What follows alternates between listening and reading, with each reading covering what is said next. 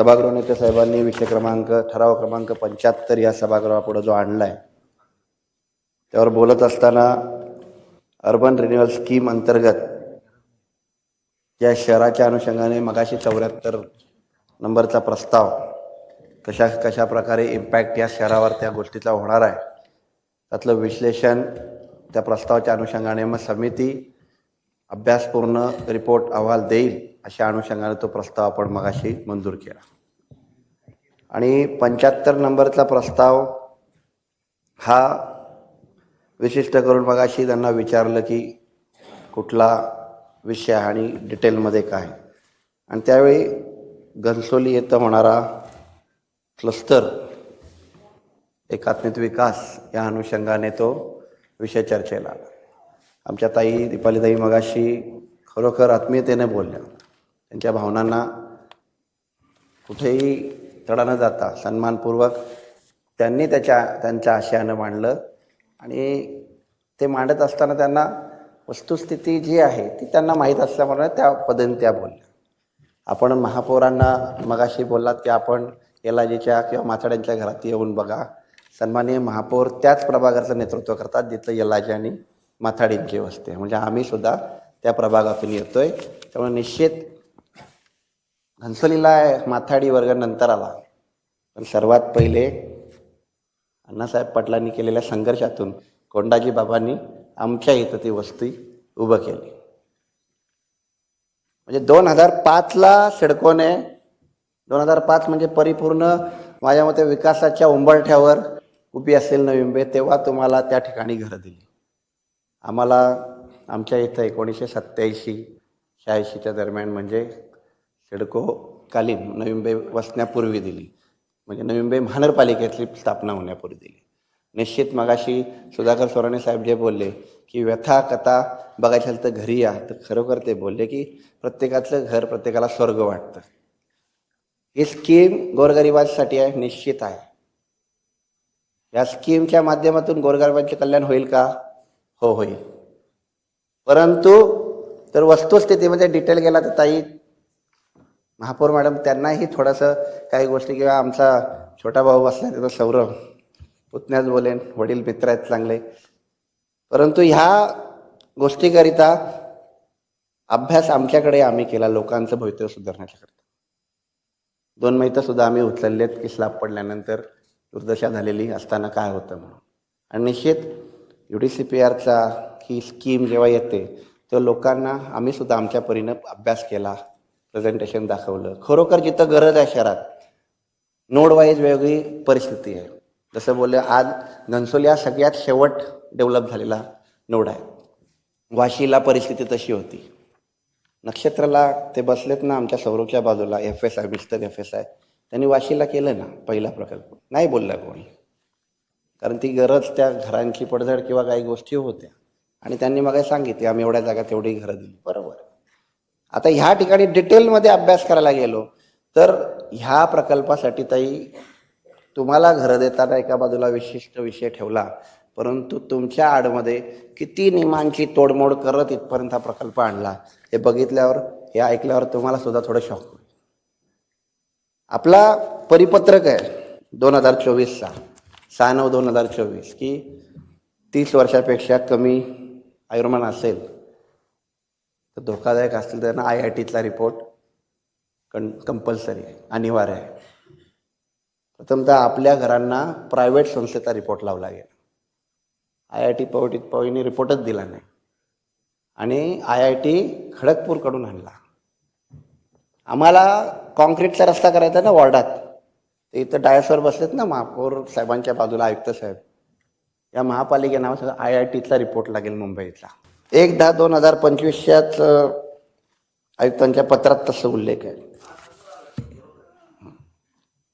म्हणजे सुरुवातीला IIT पवईचा report मी मगाशी का बोललो, कारण आम्हाला पाठवलं ना IITकडे, आम्हाला रस्ते कॉन्क्रीट पण नाही काय TWDच्या रस्त्यांसाठी IIT पवईकडे जा, अजून सुद्धा रिपोर्ट आलेले नाहीत आमचे, म्हणजे करायचे नाहीत म्हणून आणले नाहीत तो भाग वेगळा।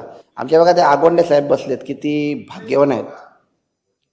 गरज साहेब ते आमचा विशाल हॉटेल आहे ना, ते डेड एरिया, तिथं कोणच राहत नाही। बरोबर, कोणच राहत नाही ना तिथं. तिथं गेलं की वरती क्वाऱ्या पण बंद झाल्यात. तिथं TWTचा रस्ता कॉन्क्रीटचा. अरे 15 मीटर असो 5 मीटर केला ना, केला ना. आम्ही आमच्या कक्षातवाला मागितला नाही, IITचाच रिपोर्ट लागेल. सासवड्याला अरे नाही देता येत, IITचा रिपोर्ट लागेल. तेच सांगतो ना, जेव्हा घरं बांधणार आहेत, ताईचं घर बांधणार आहे, त्याच्यामुळं ह्याच्यावर शंका तिथंच निर्माण होते की सुरुवातीपासून काही गोष्टी त्या पद्धतीनं या परीनं वाटल्या झाल्या.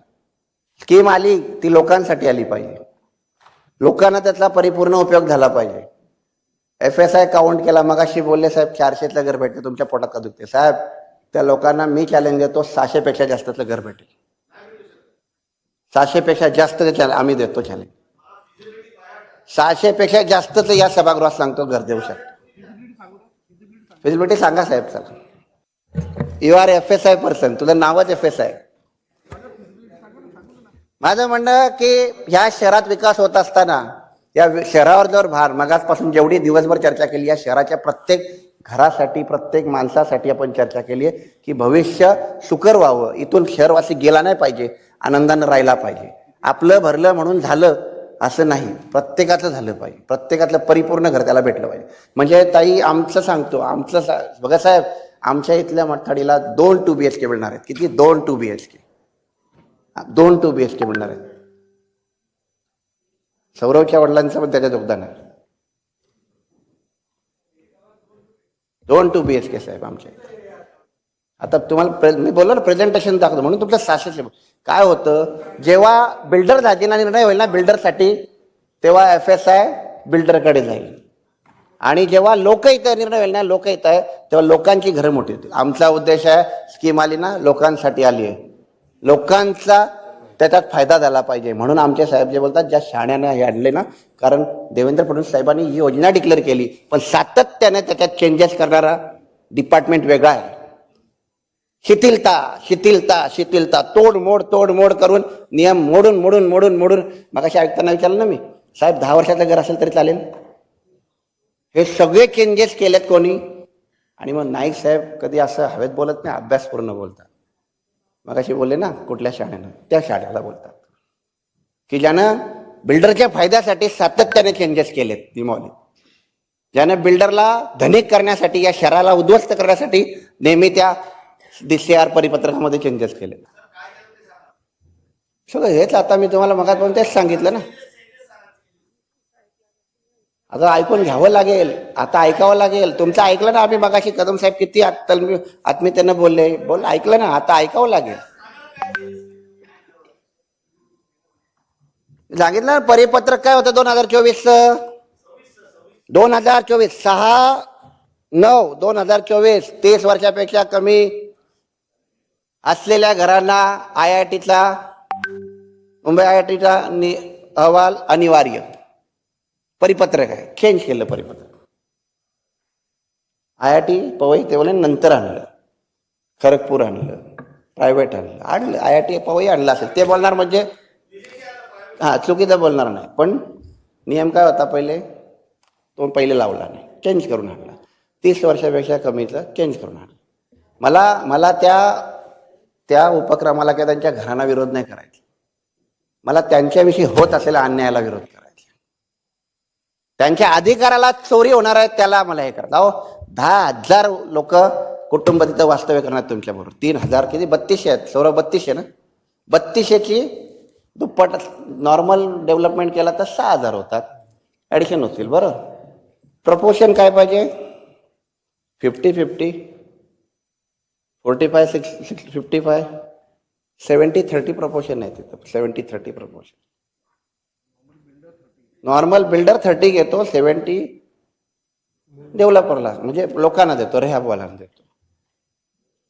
ह्याचं मी इथं शिवराम पाटील साहेब सुद्धा डेव्हलपर आहेत, मनोज आमचा त्याच्याशी संबंधित आहे, कुलकर्णी साहेब आहेत, कोणा म्हणजे मला वैयक्तिक, ममित बसलाय तिकडे, ममितला बरोबर अभ्यास झालाय. मी काय कोणाला वैयक्तिक आरोपात उभा करत नाही. माझं म्हणणं, त्या लोकांचा अधिकार आहे ना, त्यांना भेटला पाहिजे, या शहरात ते सुखावे राहिले पाहिजे. मगाशी सोनवणे साहेब तुम्ही बोललात की घरं मोठी भेटतील, मेंटेनन्स द्यायची सुद्धा ताकद आमच्या त्या माथाडी कुटुंबात पाहिजे. कारण सगळे अम्युनिटी येणार. आज घरं का लवकर धोकादायक झाली? मेंटेनन्स काढायला नाही हो, मागून मागून ते सेक्रेटरी अध्यक्ष थकतात, नाही मेंटेनन्स काढ.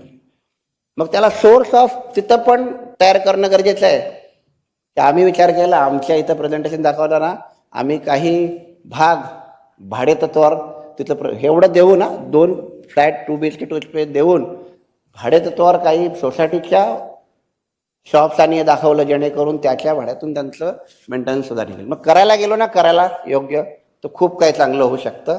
मानसिकता चांगली पाहिजे.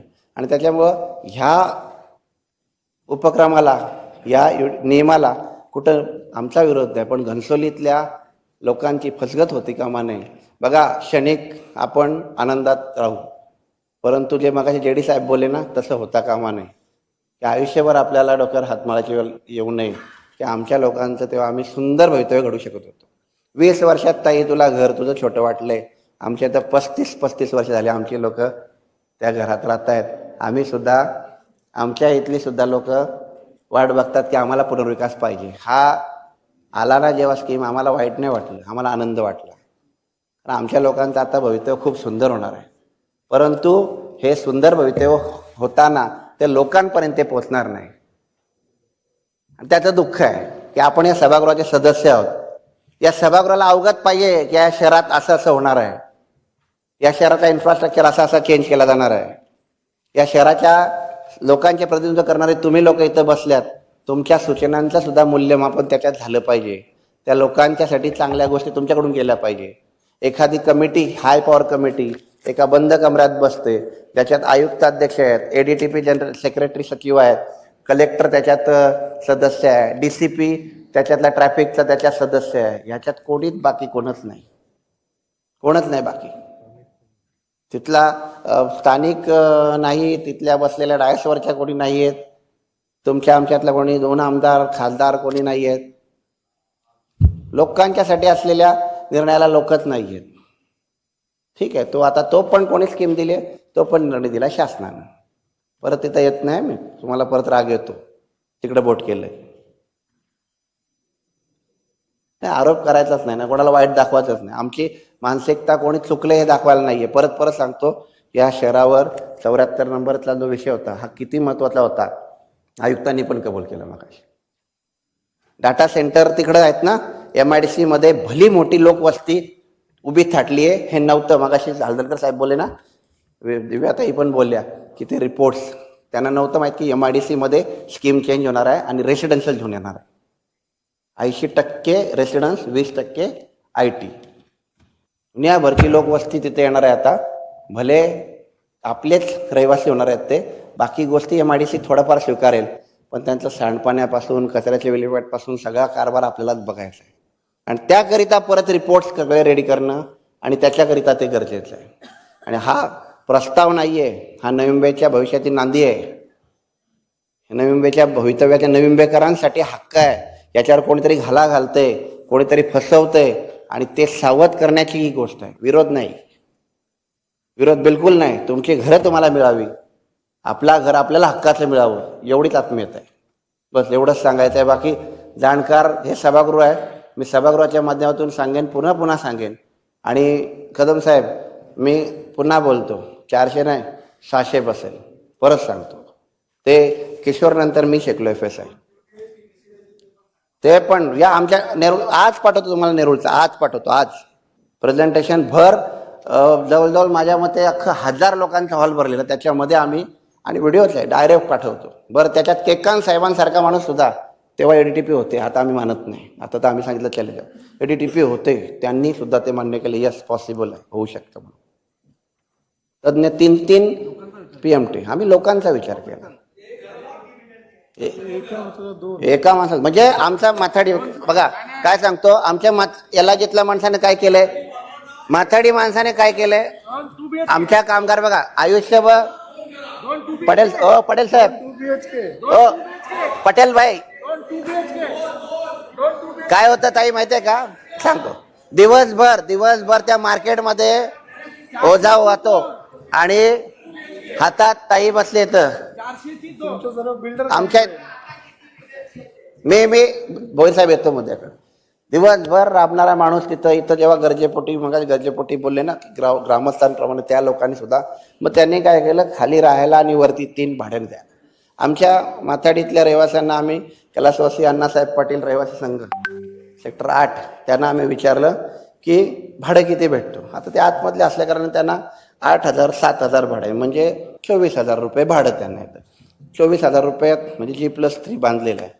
आता दादा बोलते आम्ही जर नवीन टॉवरमध्ये गेलो तर आमचं भाडं बुडेल, त्याची कल्पना. मग ते सगळं प्रेझेंटेशन केल्यावर काय दिसलं, 2 2BHK वाटलेला, म्हणजे 1 2BHK अधिकृत. आता अनाधिकृत ठपका लागते गरजेपोटी आहे. कोणते पार्किंग, 2 पार्किंग सहित 2 450-450चे फ्लॅट त्यांना राहायला एक, भाड्याने द्यायला एक. आता टॉवर मधले 450 सन्माननीय सूरज पाटीलजी 7 वाजल्यात. आपलं हे भाषण उद्या कंटिन्यू करायचंय. त्यांचं हे भाषण उद्या कंटिन्यू करणार, कारण त्यांच्या माध्यमातून जी माहिती आहे ती प्रत्येक सदस्याला जाणून घ्यायची आहे की कशा पद्धतीने ते होणार आहे. क्लस्टर पाहिजे, रिडेव्हलपमेंट पाहिजे, पण कशा पद्धतीने लोकांच्या हिताचं पाहिजे ते त्यांच्या माध्यमातून उद्या समजूया. आता ही सभा इथंच तहकूब होते. उद्या सकाळी 11 वाजता ही सभा, उद्या सकाळी 10 वाजता ही सभा इथंच सुरू होईल.